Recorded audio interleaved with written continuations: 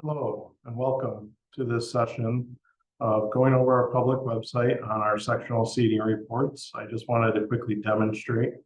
If we go to one of our sports that has that, I'm going to go to softball and then click on our standings page.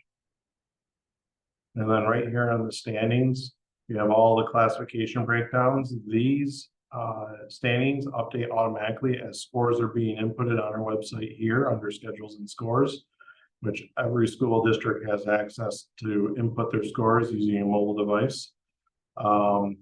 And they're supposed to be inputting those scores. The winning team is responsible at conclusion of any event. And if they're facing a non-league, non-Section 5 opponent, then they're responsible regardless, win or lose, to input that result.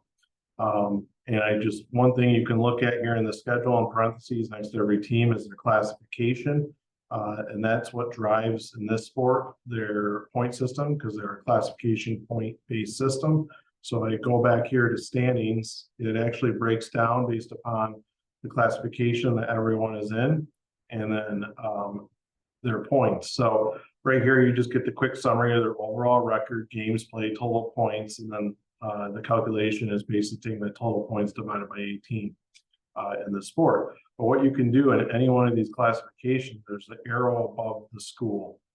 And this is very important here. If you click that arrow, it explodes and shows you the point breakdown, the points given for each game. In this point system, losses, you don't get any points, regardless of what the classification is. And then the wins, you get a certain amount of points based upon the classification you played against for that particular game. And so you can look here and actually hover over one of these games here, and it will tell you that Webster Schrader played Addison on 4/22, and they're a Class C1 program. They won, so they only got 4 points. So then you go down here and you can kind of hover over and you can, okay, they got a game on the 17th, which is the next game. And that's likely the final game of the season for them. And that would be the final calculation you would see. If you ever see an empty space here within 1 through the 20 games here, there's usually a problem. You should bring that to our attention, to your league class coordinator, sport coordinator, and then they can bring it to us to address. It's either a back end issue or a lot of times there was something not put in the schedule correctly, the criteria causing some issues. And so we can look into that to make sure that game is recorded. The most obvious one is they didn't input the score for that game, or somehow the opponent was updated, which then wipes out the score that was once recorded. So that's why there could be a blank spot there.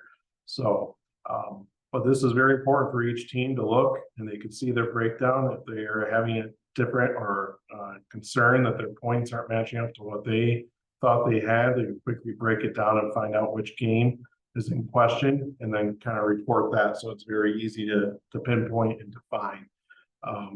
The other thing too here is if you see a win without any points calculated, it could be 3 different things typically. The first and most obvious is that the classification is not set. So that's why I was showing you under the schedules and scores that if you see a game where it says NA or TBD in parentheses and you win that game, then it's going to, and you put the score in, it would actually put the W there without a point, because it doesn't know what to give you for points, because it doesn't know the classification of your opponent. So we would have to set that.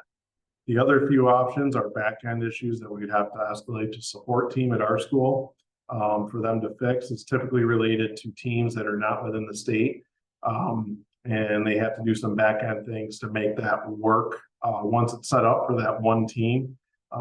And as we stay on the system longer, it'll probably be less and less of a problem that you see those 2 other scenarios pop up. But nevertheless, this is something that I ask everyone to kind of review and follow along. And the nice thing is as the scores are going in, you automatically know where you stand in the standings in real time.